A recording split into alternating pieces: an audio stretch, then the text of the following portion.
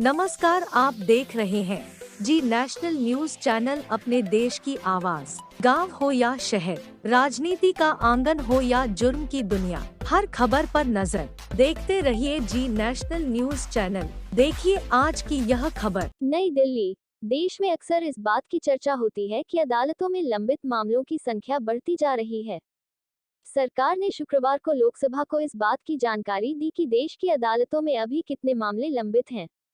विधि एवं न्याय मंत्री किरेन रिजिजू ने सदस्यों के सवालों के जवाब में बताया कि सुप्रीम कोर्ट, हाई कोर्ट और निचली अदालतों में अभी कुल मिलाकर 4.82 करोड़ से अधिक मामले लंबित हैं तथा पिछले वर्ष की तुलना में 2022 में निचली अदालतों में लंबित मामलों की संख्या में 4.32% की बढ़ोतरी दर्ज की गई है।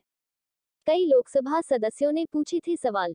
लोकसभा में शंकर लालवानी, अरुण कुमार सागर, संगीता आजाद, रंजीता कोली, मनोज राजौरिया, के Suresh, Bhartiben D श्याल, Balaknath, Gopal Shetty, Gaurav Gogoi, Sumedhanand Saraswati, Sanjay Seth, Hanuman Beniwal, Chandrani Murmu, DM Kathir आनंद और सप्तगिरी शंकर उलाका ने अदालतों में लंबित मामलों की संख्या के बारे में प्रश्न पूछा था, जिसके जवाब में रिजिजू ने लिखित उत्तर में यह बात कही। निचले सदन में रिजिजू द्वारा पेश किए गए आंकड़ों के अनुसार 31 अक्टूबर 2022 तक सुप्रीम कोर्ट में 69,781 मामले लंबित थे। हाई कोर्ट्स में 53,51,284 मामले लंबित हैं, जबकि निचली अदालतों में 4,28,26,777 मामले लंबित हैं। सुप्रीम कोर्ट में लंबित मामलों की संख्या घटी।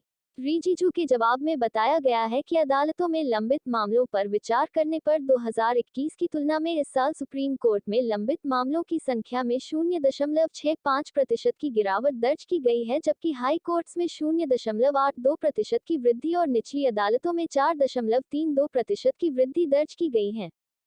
रिजिजू ने कहा कि अदालतों में मामलों के निपटान से कई चीजें जुड़ी होती हैं, जिसमें जजों और न्यायिक अधिकारियों एवं सहायक कर्मचारियों की पर्याप्त संख्या, बेसिक इंफ्रास्ट्रक्चर, साक्ष्यों की प्रकृति और हितधारकों का सहयोग जैसे विषय शामिल हैं। इस साल सुप्रीम कोर्ट ने 29,109 मामले निपटाए। रिजिजू ने कहा कि इसमें अन्य बातों के साथ साथ जजों के पदों का रिक्त होना, बार बार स्टे, सुनवाई के लिए मामलों की निगरानी और अन्य बातें शामिल है। मंत्री ने कहा कि इस साल 31 अक्टूबर 2022 तक सुप्रीम कोर्ट द्वारा निपटाए गए मामलों की कुल संख्या 29,109 है। रिजिजू ने एक प्रश्न के उत्तर में कहा कि न्यायालयों में लंबित मामलों पर कोविड-19 महामारी के प्रभाव के असर पर कोई स्टडी शुरू नहीं की गई है।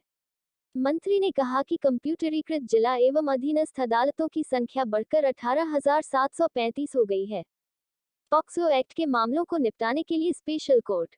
रिजिजू ने बताया कि केंद्र सरकार ने आईपीसी के अधीन पॉक्सो एक्ट के अधीन लंबित मामलों के शीघ्र निपटान के लिए पूरे देश में 1023 त्वरित निपटान विशेष अदालत की स्थापना के लिए योजना को मंजूरी दी थी। उन्होंने कहा कि अब तक 28 राज्यों, संघ राज्य क्षेत्रों को इस योजना में जोड़ा गया है।